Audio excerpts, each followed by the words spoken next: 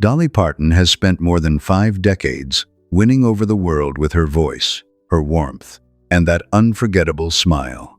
But the version of Dolly the public sees doesn't tell the whole story. Behind the applause and the carefully worded interviews, there were slammed doors and bitter words that never made it into the press. One singer swore they'd never share a studio with her again. Another made a play for her biggest hit, and after years of staying quiet, we now know the 5 singers Dolly genuinely couldn't stand working with. So what actually went down behind closed doors?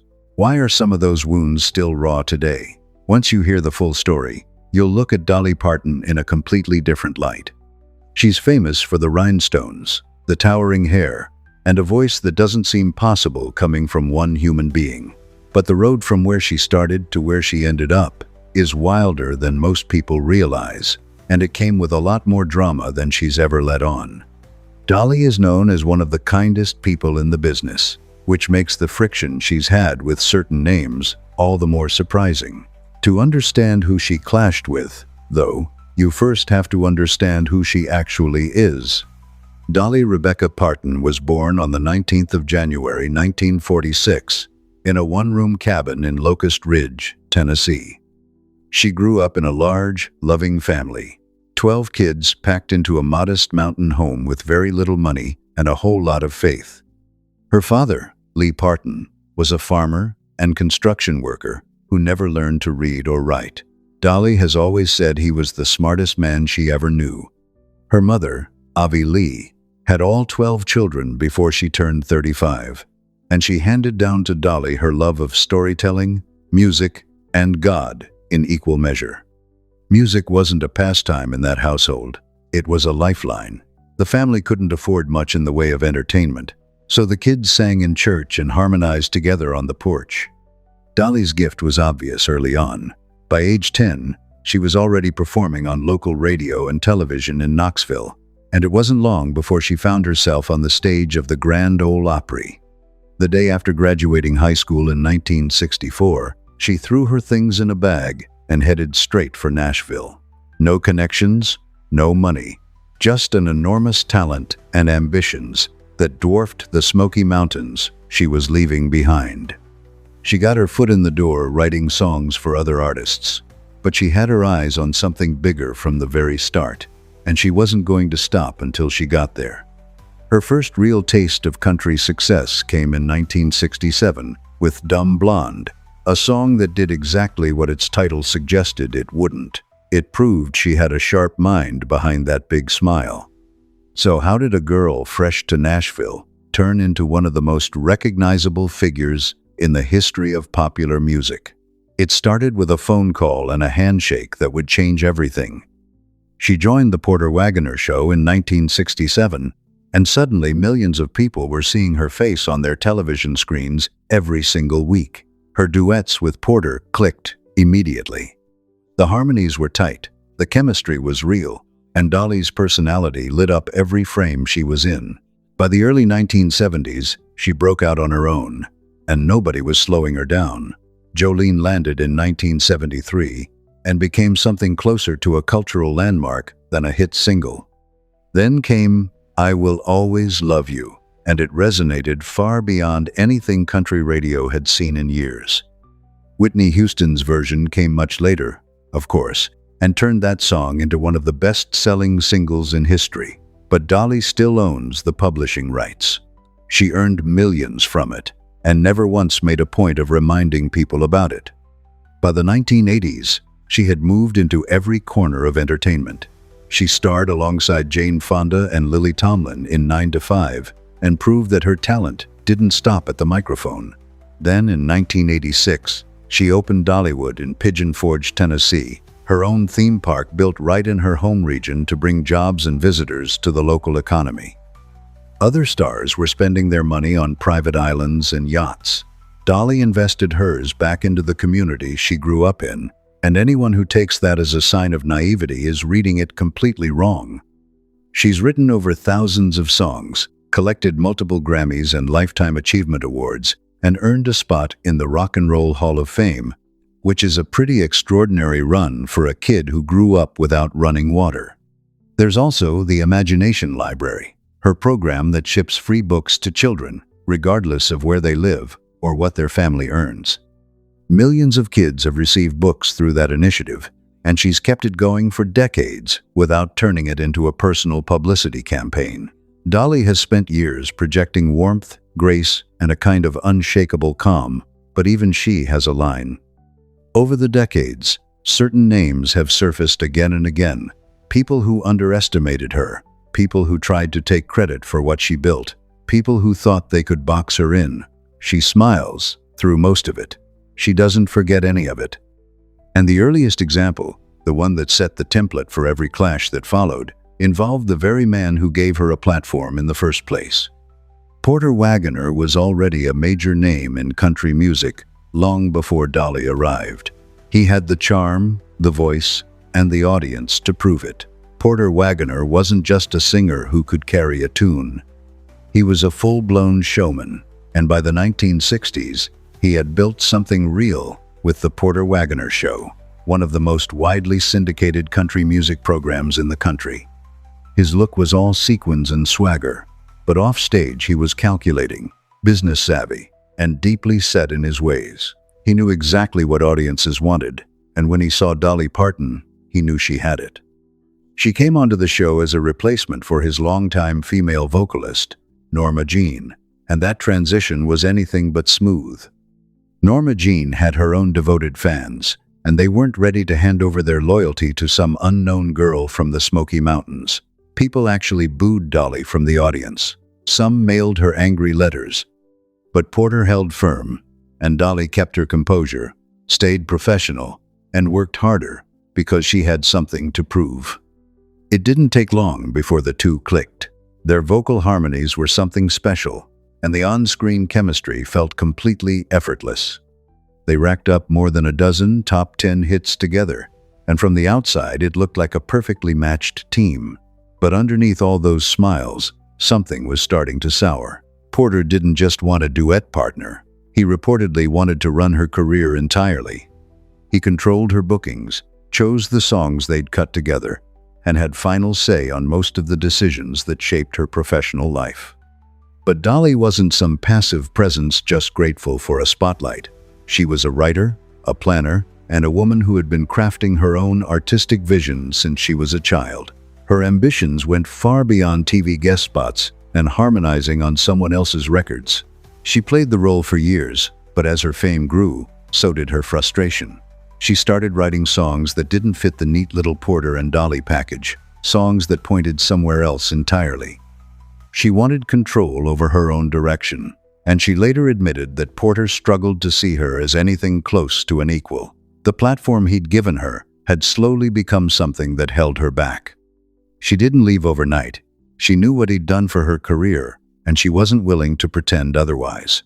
But by 1973, the tension had become too much to carry, and in 1974, she walked away from the Porter Wagoner Show for good. To the public, it all looked perfectly civil, but behind the scenes, things were nowhere near settled. 5 years later, Porter came back with attorneys. In 1979, he filed a $3 million lawsuit against Dolly, claiming she'd violated their contract and owed him fees tied to management, show expenses, and a share of her earnings after she'd left. Dolly was blindsided. She had always held on to some version of him as a mentor, even with everything that had frayed between them. The lawsuit stung like a personal betrayal, and for a stretch, it played out very publicly, with press statements and industry chatter circling the story from every direction. But Dolly didn't fire back through the media or try to tear him apart. She settled quietly out of court and later said she never wanted a war, she just wanted her freedom. All of that tension with Porter left a real mark on Dolly. He had been there from the start, part of the foundation she built her career on. They'd shared something genuine, and that made the falling out hurt even more. She reflected on it in an interview, saying, "When I was trying to leave the show, I had told Porter I'd stay 5 years. It had been 5, and it was 6, and it was 7. He was just having a really hard time because it was going to mess up his show. We were very bound and tied together in so many emotional ways, and he just would not hear it. Those words say everything you need to know. The conflict was never just about contracts or money. It cut far deeper than that, and it showed Dolly a side of Porter she had never come across before, one that reportedly left her genuinely heartbroken. But time has a way of softening even the hardest edges. By the late 1980s, after years of distance and silence, the two had slowly started talking again. Then in 2002, Dolly did something that caught a lot of people off guard. She personally inducted Porter Wagoner into the Country Music Hall of Fame, standing on that stage and telling the audience exactly what he meant to her, rough years and all. When Porter was hospitalized with lung cancer in 2007, Dolly reportedly went to see him. He passed away just weeks after that. She was devastated by the loss. At Dollywood, she held a tribute concert in his honor, not for publicity or press coverage, but for the man who had helped her dreams take shape, even during the years he tried to stand in her way. That chapter with Porter is one of the most layered and complicated of Dolly's entire career, and it shaped her in ways most fans never fully appreciate. But the next name on this list involves someone whose words didn't just rattle Dolly, they rattled the whole world. Dolly Parton, Linda Ronstadt, and Emmylou Harris were three of the most powerful voices in country music, and when they came together to record the album Trio, it felt like something special. Their harmonies clicked instantly, and the songs they created still hold up today. Behind the scenes, though, things weren't quite so smooth, especially between Dolly and Linda. What started as a musical partnership nearly fell apart entirely. As far back as the mid-1970s, all three women had been admiring each other's work and quietly dreaming about a collaboration. Label politics and scheduling conflicts kept pushing it back, year after year. It wasn't until 1987 that Trio finally arrived. The album was a genuine hit. It went platinum, climbed to the top of the country charts, and took home a Grammy. But while the music itself was full of harmony, the recording sessions behind it were a different story altogether. Dolly had always been known for her efficient approach in the studio, preferring to lock down a song in 1 or 2 takes and move on. Linda was a perfectionist through and through, the kind of artist who'd spend hours chasing the perfect vocal take. Emmylou played the peacekeeper, doing her best to hold things together. Dolly eventually opened up about what it was like working with Linda, describing her as a diva who practically lived inside the recording studio and moved at a crawl. She even admitted she wanted to scream at Linda more times than she could count. Things got bad enough that the tension between them became impossible to ignore. Their working styles simply didn't match, and the friction kept building quietly under the surface. The trio still pushed forward and attempted a second album in 1994, recording what would become Trio 2.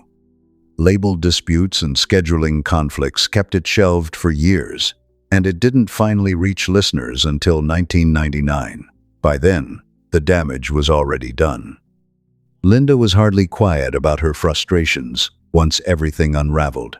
She went on record in an interview slamming Dolly directly, saying she was someone you simply couldn't rely on during recording sessions.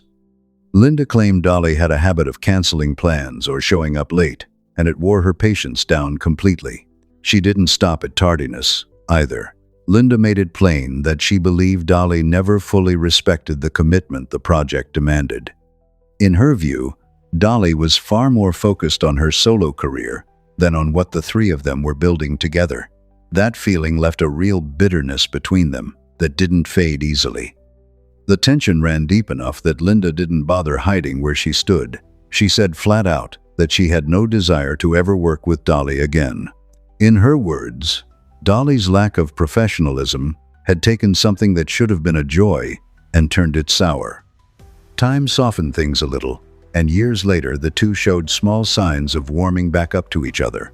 Still, it wasn't a clean reconciliation. An undercurrent of awkwardness lingered between them, and while neither woman went out of her way to start a public fight, neither made much effort to rebuild what they'd had. The trio's legacy endured, and fans continued celebrating what those three voices created together. But Linda's words had landed, and some of that sting clearly stuck with Dolly. Now we shift to a very different chapter, and a name that needs no introduction. Elvis Presley was the king of rock and roll, a figure who rewired popular music and reshaped American culture in one sweeping motion. Dolly Parton, of course, was building her own empire as country music's reigning songwriter and storyteller, two legends operating at the top of their worlds. Yet there was one specific moment where their paths nearly crossed and then didn't, all because of a serious dispute tied to one of the most iconic songs either of them ever touched. It started with one of the most personal songs Dolly Parton ever wrote. She penned "I Will Always Love You" in 1973 as a farewell to her longtime mentor, Porter Wagoner, at the moment she decided to step away and build a solo career. That quiet, heartfelt goodbye became one of the most beloved country songs ever recorded. Dolly put everything she had into those lyrics. The single was a hit almost immediately, giving Dolly a level of recognition she hadn't yet reached. What she didn't realize at the time was that Elvis Presley's camp had already noticed it. The king wanted to record it himself, and his team was quietly working to make that happen. In the mid-1970s, Elvis could pick virtually any song he wanted. His track record with other artists' material was well known. He had a real gift for taking a song and completely owning it. So when his interest in "I Will Always Love You" surfaced, Dolly was genuinely flattered. But there was a serious catch. Elvis's manager, Colonel Tom Parker, had a long-standing habit of demanding steep terms on any song his client recorded, and Dolly wasn't about to play along. Parker wanted at least 50% of the song's royalties. For Dolly, that wasn't just a bad business deal, it was a slight against the work itself. She knew exactly what that song was worth, and she wasn't willing to hand half of it over to anyone. So, she said no. She told Parker directly, "This is the most important copyright in my whole publishing company, and I can't do that." Dolly has spoken openly about how much that moment stung.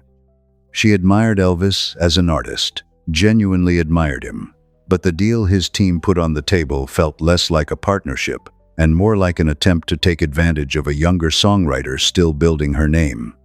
Dolly later shared that Elvis was genuinely upset when she turned him down. He had loved the song and truly wanted to record it. She felt bad about that, she really did. But she also understood that giving in would send a signal that she could be pressured into similar arrangements down the road. The line had to be drawn somewhere. The fallout went deeper than a contract dispute. What should have been a flattering moment ended up creating a real strain between them. Dolly has admitted in interviews that she never believed Elvis fully let go of his frustration over her refusal. That hurt her, especially given how much she respected him, but she stood by her decision. Dolly herself acknowledged that Elvis was a sensitive man, and while he never confronted her openly, she could feel the chill that settled between them afterward. Holding onto that song turned out to be the smartest move of her professional life. Whitney Houston eventually recorded it, and that version became one of the best-selling singles in music history. Houston's recording introduced the song to an entirely new audience and earned Dolly millions in royalties along the way. Still, even with the strain it created, Dolly never once looked back with regret. She's been open about feeling proud of herself for standing her ground, even when the person she was standing up to was one of the most powerful entertainers on the planet. And that wasn't the only time she'd have to fight for herself. Howard Stern was next. For someone with Dolly's reputation, warm, grounded, and almost entirely controversy-free, it takes something genuinely awful to get under her skin. Back in 2008, one person managed to do exactly that. Howard Stern had spent decades building his name on saying what others wouldn't. His show dominated radio through the 80s and 90s, and he became one of the most recognizable and most polarizing voices in American media. His fans called him fearless. His critics called him something far less flattering. In 2008, Dolly got pulled into one of the ugliest controversies of her career, and Stern was at the center of it. His team took real audio recordings, pulled directly from her audiobook, My Life and Other Unfinished Business, and spliced the clips together to create a fake interview. They stitched her words out of context to make it sound like she was saying vile, racist, deeply offensive things she never actually said. The manufactured segment made it seem as though Dolly was attacking fellow artists like Kenny Rogers and Linda Ronstadt, while also making crude comments about her own body and personal life. Stern's crew aired it and laughed. To them, it was just another day at the office. But for Dolly and the people who loved her, it was something else entirely. It was a calculated attack on her character dressed up as a joke. Dolly doesn't anger easily, but this time was different, and anyone who knew her could tell. She released a rare public statement, and the emotion behind every word was impossible to miss. "I have never been so shocked, hurt, and humiliated in all my life," she wrote. "I cannot believe what Howard Stern has done to me. In a blue million years, I would never have such vulgar things come out of my mouth." She called what Stern did extremely vile. And she didn't stop there, going so far as to hint that legal action was on the table. That threat of a lawsuit meant something, because Dolly almost never goes that route. She said, "If there was ever going to be a lawsuit, it's going to be over this. Just wanted you to know that I am completely devastated by this." Fans didn't hold back either. Country stations, longtime supporters, and even casual listeners poured into forums and comment sections to defend her name. Howard Stern's response: he didn't budge. No apology, no sign of regret, nothing. He brushed the whole thing off as a joke and insisted people were being too sensitive. To him, it was satire, but to Dolly, it hit somewhere real, and she wasn't ready to forgive him anytime soon. For years after that 2008 incident, the two didn't cross paths at all. Dolly stayed true to her character and never went after Stern publicly. Not on TV, not in interviews. She let the reaction speak for itself. Still, fans kept the memory alive, bringing it up every time the subject of feuds came around. Then something nobody saw coming changed the whole story. In 2023, Dolly Parton walked into the Howard Stern Show studio for the very first time. 15 years had passed since the scandal, and the move genuinely caught people off guard. But she had a reason to be there. Her genre-crossing rock album Rockstar had just dropped, and this was exactly the kind of moment that called for stepping outside familiar territory. Stern held himself together well. He called her a legend, praised her voice and her energy, and kept the usual sarcasm locked away. The tension was still there, sitting just beneath the surface, and it was hard to shake the feeling that without that album to promote, Dolly wouldn't have set foot on that stage. But she handled it with full composure, proving she can reshape any situation entirely on her own terms. Jeff Tweedy of Wilco: Dolly Parton's standing in the music world is about as solid as it gets, and it's hard to picture anyone stepping forward to publicly take aim at her work. But even the most celebrated figures attract critics, and Jeff Tweedy, frontman of alt-country band Wilco, wasn't shy about making his feelings known. Tweedy carries real respect in indie and alternative country circles for his songwriting, but he drew attention when he went on record criticizing Dolly's songwriting and its place within the wider music conversation. What followed stirred up a genuine moment of friction between two very different musical forces, and Dolly was not pleased with what she heard. It started during an interview, when Tweedy spoke directly about Dolly Parton and the way she writes songs. Tweedy did acknowledge Dolly's place in country music history, but he wasn't shy about going after her lyrics, calling them shallow. His position was clear. He didn't consider her songwriting to carry the same weight or depth as others he admired. To him, her songs traded on catchy hooks rather than anything that really made you think. In one interview, he held Dolly up against other songwriters he felt were doing more serious work, and the comparison wasn't flattering. He argued that her broad appeal came at a cost, suggesting her songs lacked the complexity he considered necessary for truly great writing. He even pushed it further, implying that her success had more to do with her personality than the substance of her music. When someone asked him directly if he hated Parton, he said, "No, I love Dolly Parton. All I know is that she wrote Jolene and I Will Always Love You on the same day, and I think she should have stopped after Jolene." The comments weren't vicious, but they were pointed, especially from a musician whose own reputation rests on raw, introspective songwriting. He essentially reduced a decades-long career to something less than it deserved. Reports eventually surfaced that Dolly heard what Tweedy had said, and she wasn't pleased. That's not surprising, given how deeply personal her catalog has always been, with so many of her songs drawn straight from her own life. Hearing a fellow musician brush that off must have landed badly. What makes it even more interesting is that Dolly has spoken openly for years about how personally she writes, how her lyrics come from real places and real feelings. That kind of criticism from Tweedy almost misses the point of what she was ever trying to do. She's been doing this long enough to understand that critics come and go, but the connection her songs make with millions of people doesn't. That's what has always mattered most to her. Her legacy as a songwriter doesn't hinge on whether Jeff Tweedy or anyone else approves. Her songs have been covered by some of the biggest names in music across completely different genres and generations. That reach, that staying power, is written into the history of American music in a way that can't be argued away. Dolly Parton's path through this industry has been anything but smooth, but she's met every feud and every critic with the kind of quiet strength that defines a true icon.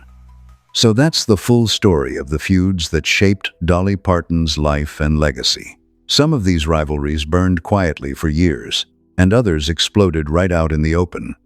Which one do you think left the deepest mark on her career? Drop your take in the comments, because this is exactly the kind of conversation worth having. If you're into deep dives on the stars who defined classic Hollywood and beyond, hit subscribe and turn on notifications so you never miss one. See you in the next one.